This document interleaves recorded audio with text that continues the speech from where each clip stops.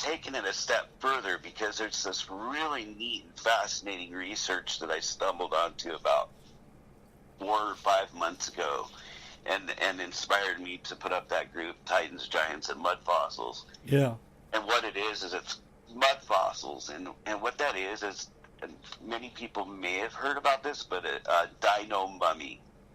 And a dino mummy, what it is it's actually fossilized flesh and petrified flesh and bone. So both have been preserved. Although it's rare, what happens in this situation is you get silt or mud or rock and debris covering the body and encapsulating it so well that the flesh can't rot away, and so the minerals replace the flesh structure, and it becomes fossilized and petrified, just like the bone would if the bone was exposed or all the flesh was eaten off. Yeah.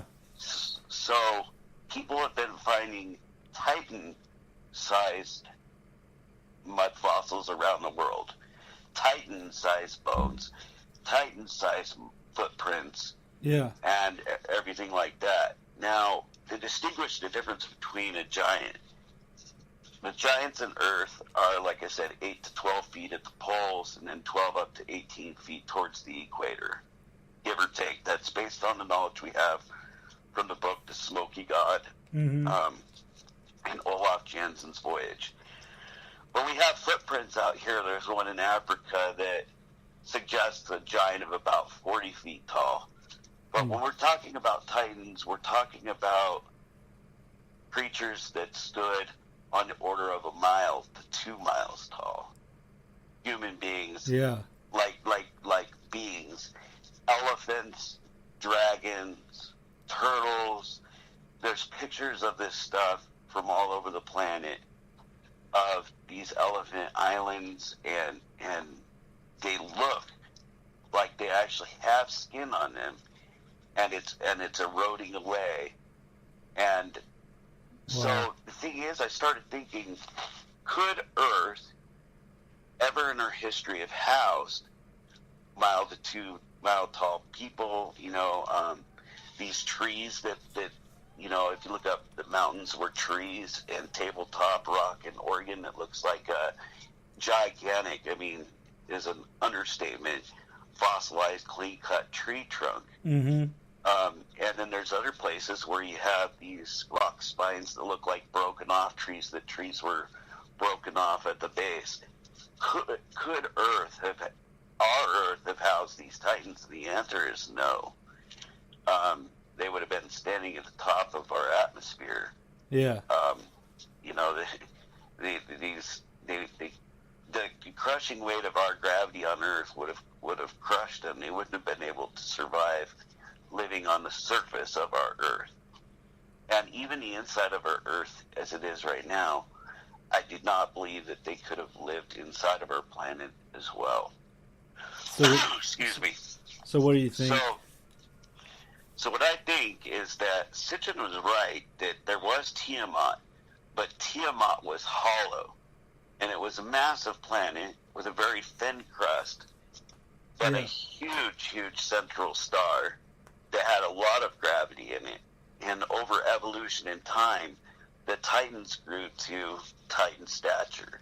Huge supergiants that we could only begin to fathom in our minds thinking about it. And then Marduk came around and struck Tiamat and destroyed it, and actually created all of the inner planets, not just the Earth.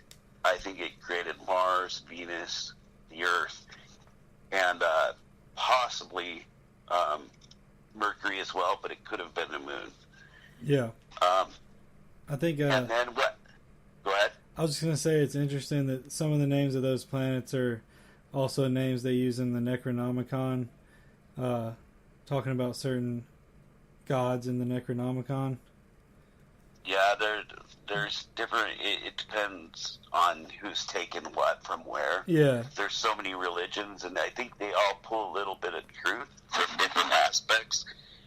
But with Tiamat, when it was destroyed, the Sumerian tablets describe Earth as only the top, or the piece of the top of this planet. All right, and they said, "Oh, where's all the gold at? The massive amounts of gold that was in," and we'll get into that. So, Earth collapsed down into a crumpled mass with Titan bodies strewn all over it. It was covered in its own water. It had a worldwide ocean at this point, and all of the debris were raining down. If you've ever seen golden nuggets, they look like meteorites have fallen from the sky. This would have been all the center star remains, iron and gold and nickel, all of the rare earth or rare planetary elements that are normally trapped in the center sun. Yeah.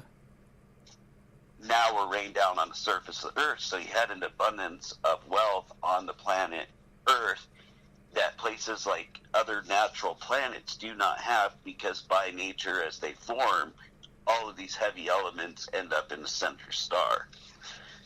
So that's when I remembered the story of reading Words of Enki.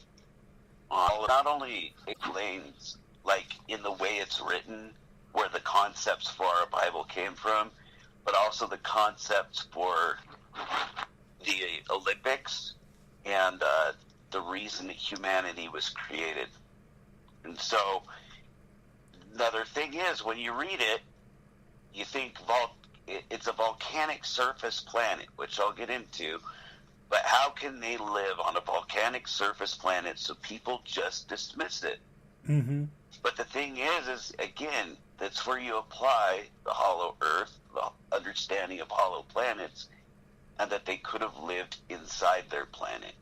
Yeah. And so what I'll get into next is them. And basically what it boiled down to is that Nibiru, like actually, I just want to add one more thing in. When Marduk hit Tiamat, it completely obliterated Tiamat. All right? A big chunk of the center star still remains in the asteroid belt, and it's estimated, I think they said $4 to $10 quadrillion for this one rock that's in the asteroid belt. NASA did or somebody did an article on it recently, but there's still a chunk there, just one chunk that's worth $4 to $10 quadrillion in wealth. But Marduk, it destroyed its crust too, and so as it's traveling around, it's trailing all the debris from this destruction that it swooped up with it. And so every time it passes around, it peppers the earth with meteorites and asteroids and brings mass destruction to the face of Earth. Yeah. So you had the Earth, and it was 2/3 smaller, and it was covered in water. And I don't believe Pangea existed. What I believe happened was Earth was completely covered in water. That's why we have fossils of seashells on the tops of the Himalaya mountains. Yeah. And then the Earth was struck again, and it started expanded out of the water. And the dinosaurs evolved, and possibly a dinosaur evolved species much like humanity evolved at that time. And they created a lot of the megalithic structures that we see on Earth. I say maybe this is a possibility because I did see some videos where there was an area in Egypt, a guy was videotaping where there was an ancient city that had what looked like gray alien carvings on the wall. Yeah. And they were in the process of sandblasting those hieroglyphs and carvings out of this city and the cities around Egypt to hide this gray alien or reptilian looking type beings that may have created things like the megalithic structures, like the pyramids and things like that. That that's all hypothetical. But then the impact happened again, and this time when the impact happened, it wiped out the dinosaurs. And if there was an advanced dinosaur species, they retreated into the ground, into intercrustal cities on Earth. All right? And we'll get into that when we get into the Hopi Indians. So now I'm going to go back to Nibiru, though. So the Nephilim lived on Nibiru, the Nephilim of Nibiru. And Nibiru is known in the Bible as wormwood. And that's because it has this very strange appearance of being like a red and volcanic surface with bands of sooty, cloudy weather. Yeah. And it has these scars on its surface that look like knots in the planks of wood. So when it passes by, the ancients would say there's wormwood. It looks exactly like wormwood. Yeah. And so how that happened is there was a king, Awalu, and he had a cup servant, Anu. And in their history, there had been some back and forth between Awalu's family being in charge and ruling and Anu's family being in charge and ruling. But at this point, Awalu was the king and Anu was the cup servant.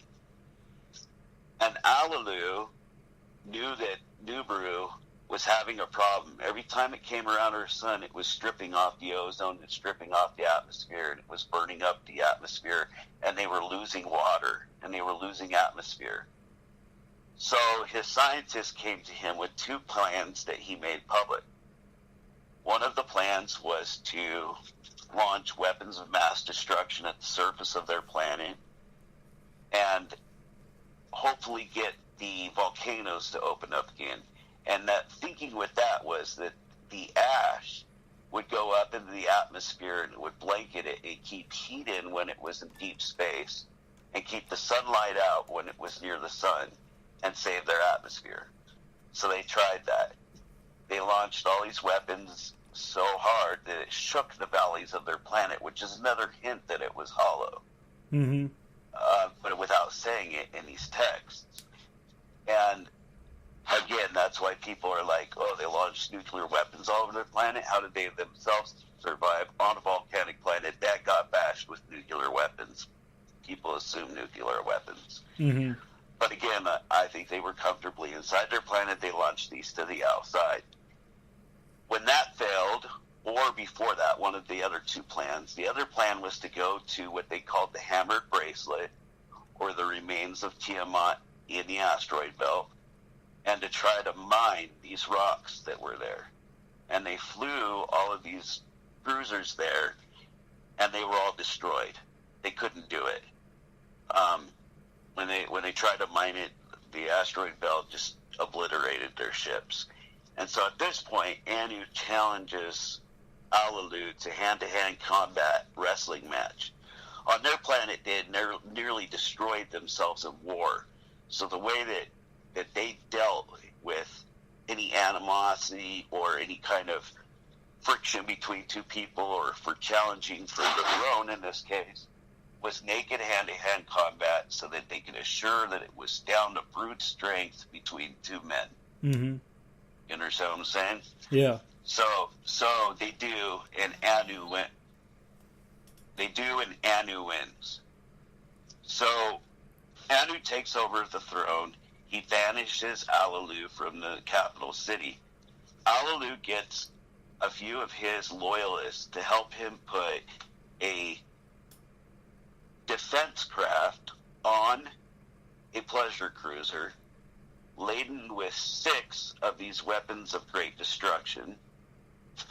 And he flies towards Earth on this pleasure cruiser, disembarks with the defense craft, and flies to the Hammered Bracelet, where he launches one of these weapons of mass destruction ahead of him, clears a path through the asteroid belt, passes by Mars, comes to Earth, crash lands, and radios back.